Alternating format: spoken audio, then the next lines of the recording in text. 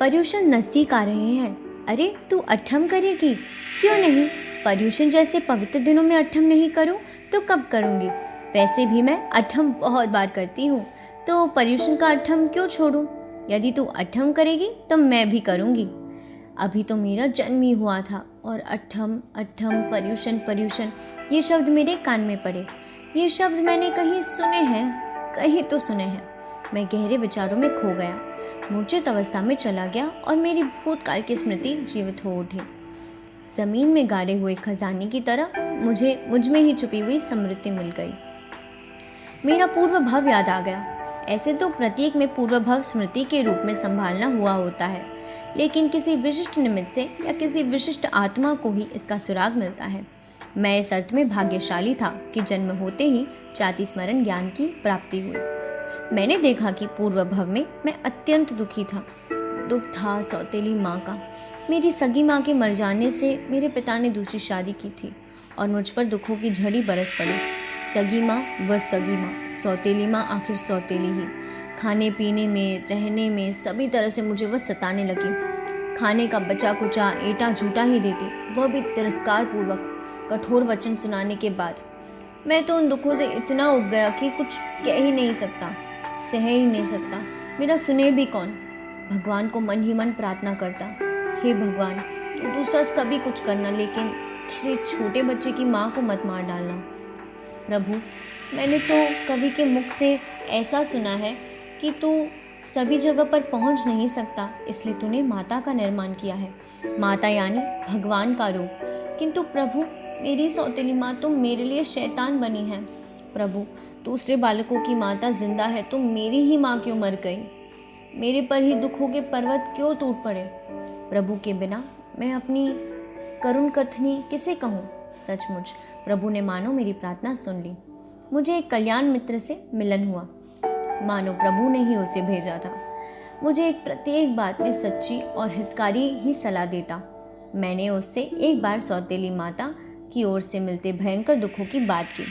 मेरे मित्र ने कहा, दोस्त, पूर्व भव में कर्म का ये सब फल है और वह कर्म करने वाली हमारी स्वयं की ही आत्मा है। मैं तुझे कहता हूँ कि सौतेली माँ के दुख को भूल जा। सौतेली माँ प्रति का तिरस्कार छोड़ दे। तिरस्कार करने से या दुखों को याद करने से मुश्किलें दूर होने वाली नहीं है, उससे तो और भी मुश्किलें अधिक से अधिक बढ़ती ही जाएगी। मेरी मानता हो तो कर्मों का क्षय करने के लिए तू तप कर। तप ही ऐसा वज्र है जो कर्म के पर्वत को तोड़कर चूर्ण कर सकता है। बाकी जो है वह नहीं होने वाला नहीं है। परिस्थिति जब बदल नहीं सकती, तब दुर्विचार से नाहक दुखी होने के बदले मनस्थिति ही बदलनी चाहिए। समझदार मनुष्य ऐसा ही करता है। तो मन का संपूर्ण रूपांतर करके तप करने में लग जा। देख, अब पर्युषण नजदीक आ रहे हैं, उस समय अट्ठम कर लेना। मेरे दोस्त की सलाह मुझे अच्छी लगी। एक अच्छा मित्र कैसा काम करता है। उसके स्थान पर कोई खराब मित्र मिल गया होता और उसने मुझे माता का खून खरडालने जैसी उल्टी सलाह दी होती तो मेरी हालत कैसी होती। यह विचार करते ही मैं कांप उठता हूँ। भला हो उस मित्र का जिसने मुझे सन्मार्ग की ओर मोड़ा। मैंने पर्युषण में अट्ठम करने का निश्चय किया। अब हमेशा मेरे मन में अट्ठम के ही विचार गूंजने लगे। कब पर्युषण आएंगे, कब अट्ठम करूँगा। अट्ठम अट्ठम अट्ठम मेरा मन पुकारने लगा, लेकिन अपना इच्छित थोड़ा ही होता है। उसी रात मैं अट्ठम के ध्यान में झोपड़ी में सोया था और सौतेली माँ ने झोपड़ी जलाई। मैं अंदर ही बस में भूत हो गया। शरीर जल गया, लेकिन अमर आत्मा थोड़ी ही जलती है। मेरी आत्मा ने यहाँ अवतार धारण किया। पिछले भव में भले ही अट्ठम की भावना पूरी न हुई, किंतु इस भव में तो यह भावना पूरी करनी ही है। बाद में करूं, बड़ा होकर अट्ठम की भावना पूरी करूं? नहीं नहीं, जीवन का क्या भरोसा। देखो ना, पिछले भव में पर्युषण तक भी मेरा जीवन नहीं टिका और मन ही मन में रह गई। तो इस भव में जब विलंब करने जैसा नहीं है, मैंने तो जन्म होते ही अट्ठम लगा दिया। श्री सखी नामक मेरी माता ने मुझे स्तनपान करवाने के बहुत प्रयत्न किए, लेकिन मैं टस से मस न हुआ। मेरी माता को लगा बहुत अरमानों के बाद पुत्र का जन्म हुआ है, परंतु उसे भी कोई रोग या भूतावेश लगता है। मेरे रोग और भूतावेश को दूर करने के बहुत प्रयत्न किए गए। वैद्य, हकीम, भूवा, मांत्रिक, तांत्रिकों को बुलाया। वैद्य ने नाड़ी देखी, झाड़ा फूकने वाले ने दुगदुगी बजाई, आवेश में हिले मांत्रिकों तांत्रिकों भी अपने प्रयत्न किए, लेकिन सभी व्यर्थ। रोग या भूतावेश गया नहीं, जाए भी कहाँ से, हो तो जाए ना। 3 दिन मैं तो एकदम ही क्रुश और मूर्छित हो गया। 3 दिन भूखे प्यासे रहने की नवजात शिशु की क्या विसात। मेरे माता पिता वगैरह सभी ऐसे ही समझ बैठे कि मैं मर गया हूँ। अत्यंत ही शोकार्त बनाकर उन्होंने मुझे ज़मीन में गाड़ दिया। मेरी मृत्यु का उनको इतना ज़्यादा आघात लगा कि वे तीव्र कल्पांत करने लगे। बहुत अरमानों के बाद एक पुत्र मिला। हे क्रूर देव, तूने उसे भी छीन लिया। अब हमें भी जीकर क्या काम है। वह रिद्धि समृद्धि सभी किसके लिए। मेरी मृत्यु का इतना धक्का सदमा लगा कि मेरे पिताजी श्रीकांत गुजर गए। सचमुच ही अत्यंत राग, अति शौक, अति हर्ष से सब कुछ खतरनाक है।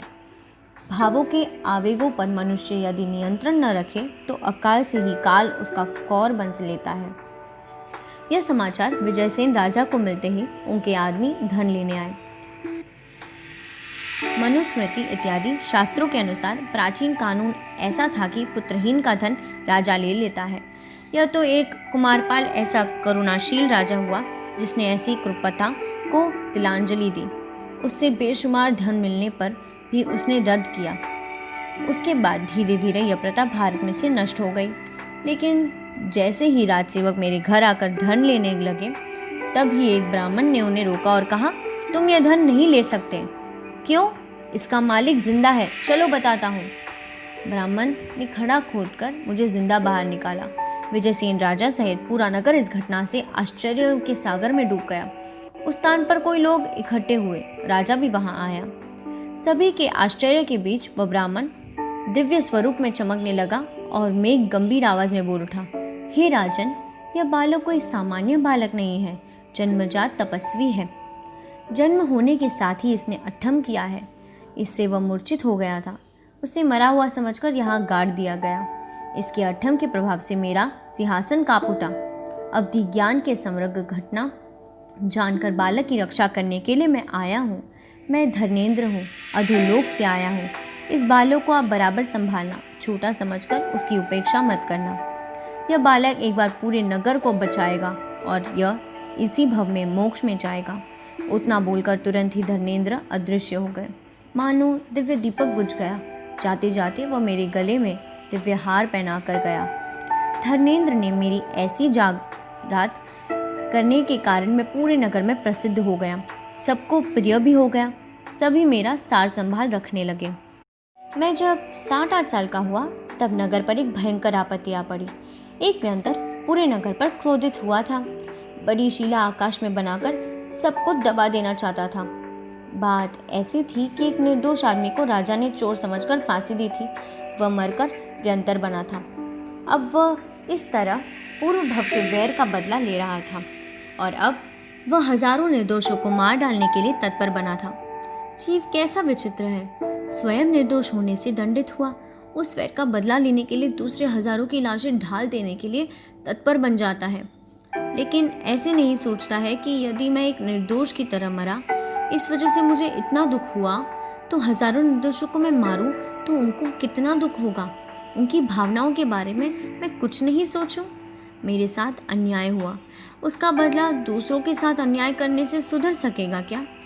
और यह भी सोचने जैसी बात है कि राजा की जवाबदारी कितनी बड़ी है। सज्जन की सेवा और दुष्टों को दंड करते यदि कभी उल्टा हो जाए तो कैसा भयंकर परिणाम आ सकता है, वह भी इस घटना से ज्ञात होता है।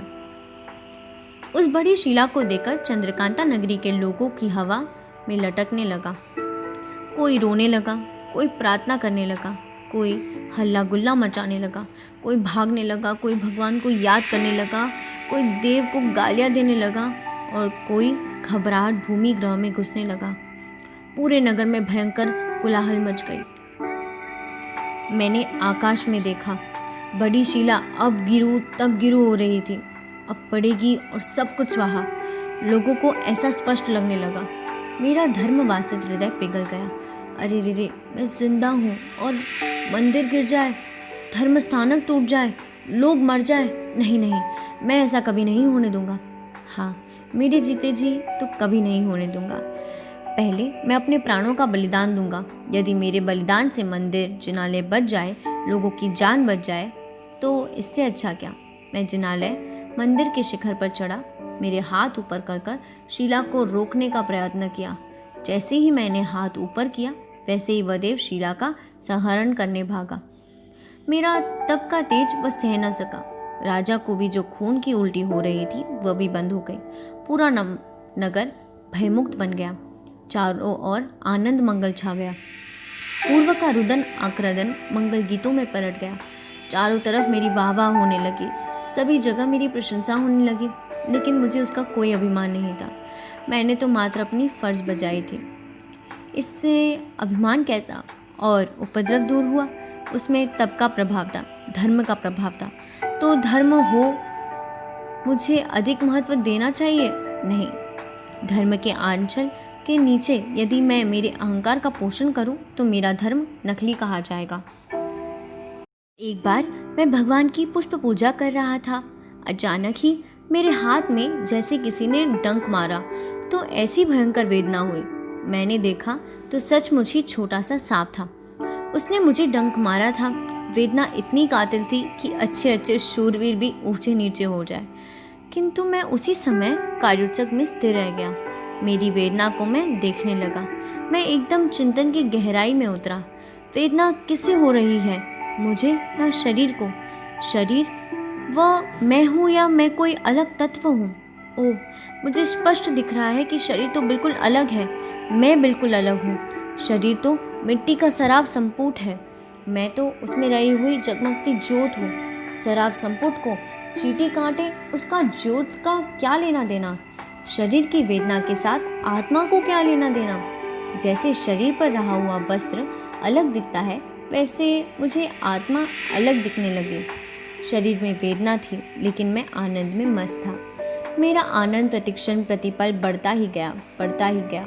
मुझे ऐसा लगने लगा कि मैं अंधकार में से प्रकाश की तरफ जा रहा हूँ, विश्व में से अमृत की तरह जा रहा हूँ, मृत्यु में से परम जीवन की ओर जा रहा हूँ। सत्यम, शिवम और सुंदरम की किसी अगम्य सृष्टि में मेरा प्रवेश हो रहा है और अचानक ही मुझे प्रकाश दिखने लगा। आखिर ब्रह्मांड के तीनों काल के भावों को मैं जानकर बन गया था।